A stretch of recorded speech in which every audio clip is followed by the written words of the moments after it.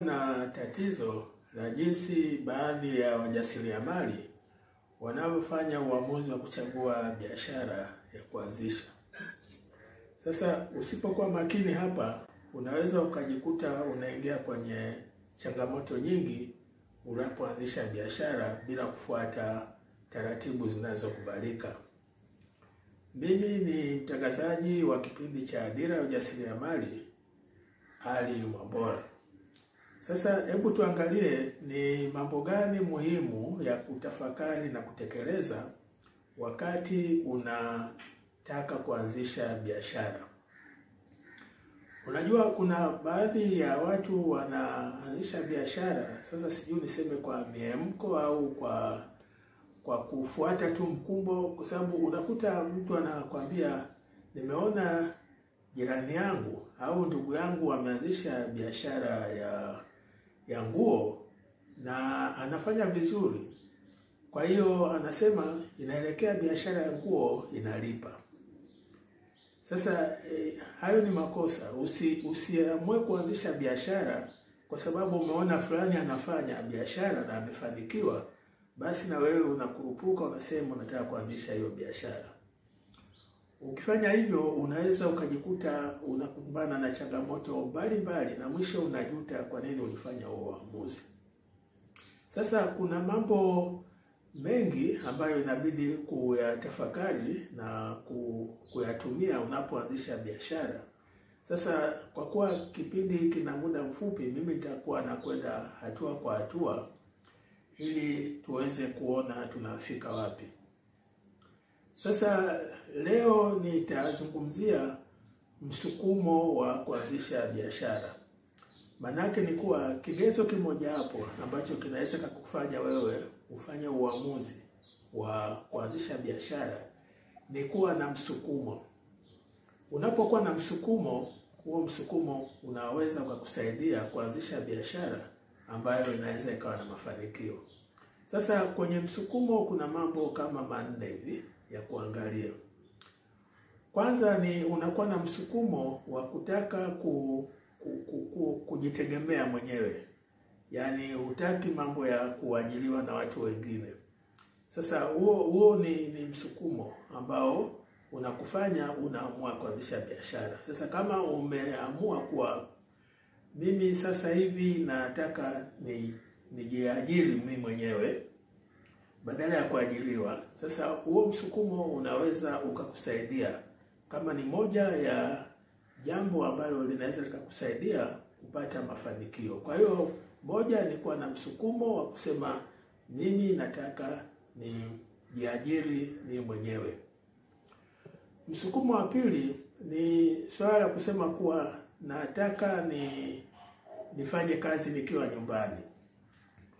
Kuna watu wanachoka haya mambo ya asubuhi unaamka na kwenda napanda daladala au hata kama una gari ya kukodi unakwenda kazini. Jioni kurudi napo changamoto za usafiri na vitu kama hivyo.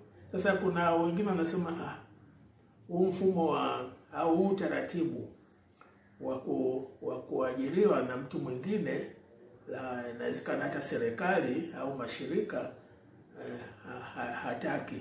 Kwa hiyo anaamua kufanya kazi akiwa nyumbani.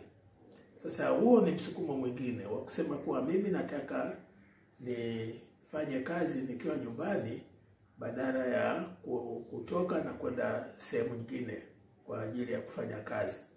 Kwa hiyo hicho ni kigezo cha pili ambacho unaweza kikakupa msukumo. Kwa sababu nimesema leo tunazungumzia vitu vinavyokupa msukumo wa kutaka kuanzisha biashara. Kwa hiyo namba 2 ni swala zima la kusema nataka niwe nyumbani. Yaani nifanye shughuli zangu nikiwa nyumbani. Sasa tuende kwenye namba 3. Hapo chini ya msukumo. Namba 3 ni swala la ubunifu.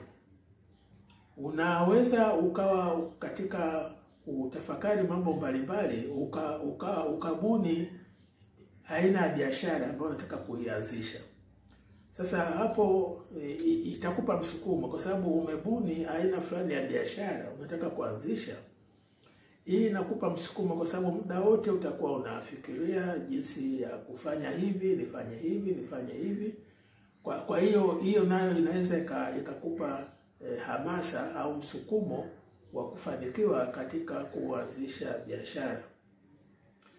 Namba 4 ni swala la kutaka kupata kipato zaidi, ambacho inaweza kukupa msukumo kwa sababu unapofanya kazi, labda mahali unapofanya kazi unaona mshahara ni mdogo, na wewe labda una familia kubwa au mahitaji yako ni makubwa.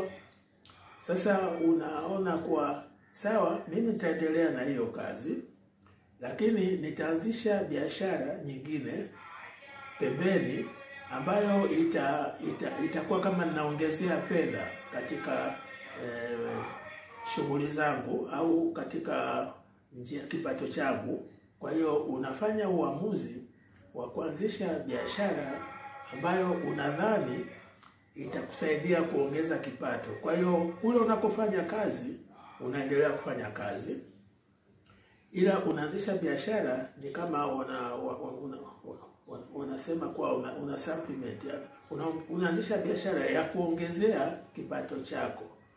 Kwa hiyo inaweza ikawa ni msukumo mmoja wapo ambao unaweza baadaye ukakusaidia kufanikiwa katika uanzishaji biashara. Sasa labda nirudie kwa kifupi, ni kuwa usianzishe biashara bila ya kufuata vigezo vinavyokubalika. Sasa kuna vigezo vingi ambavyo vinakubalika kwa ajili ya kuanzisha biashara. Usianzishe biashara kwa kufuata tu fulani amefanya biashara amefanikiwa na mimi naanzisha. Sasa kati ya vigezo ambavyo vinavyotumika, namba 1 ni uwe na msukumo. Usianzishe biashara kama hauna msukumo. Lazima uwe na msukumo ambao utakupush, utakusukuma ili uweze kufanikiwa. Kwa hiyo kwenye msukumo nao kumegawanyika vitu vinne, vitu ambavyo vinakupa msukumo ambavyo nimevitaja. Nikasema 1 ni kuwa unataka kujiajiri. Hiyo inakupa msukumo, bwana mimi sitaki kuajiriwa, nataka kujiajiri, na hiyo ni njia mojawapo inayokupa msukumo. Namba 2 ni kuwa unasema nataka kufanya kazi nikiwa nyumbani. Sasa hiyo nayo inakupa msukumo kuwa unaamua kufanya kazi ukiwa nyumbani badala ya kwenda nje. Kwa hiyo nayo inakupa msukumo. Namba 3 ni swala la ubunifu.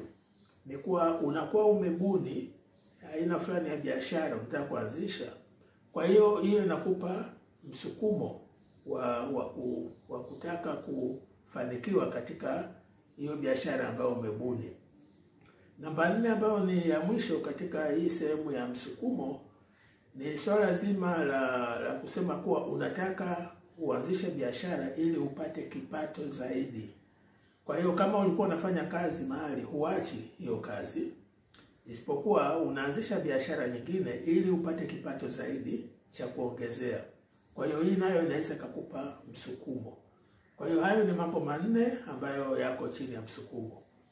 Naona kwa leo niishie hapo. Naomba tu muendelee kuangalia kipindi chetu cha Dira ya Ujasiriamali ambacho kinatangazwa kila siku kupitia Tan Business Channel online television. Na kila siku tunakuwa na mada tofauti. Leo tumeangalia vitu vinavyokupa msukumo wa kuanzisha biashara. Kesho tutakuwa na mada nyingine.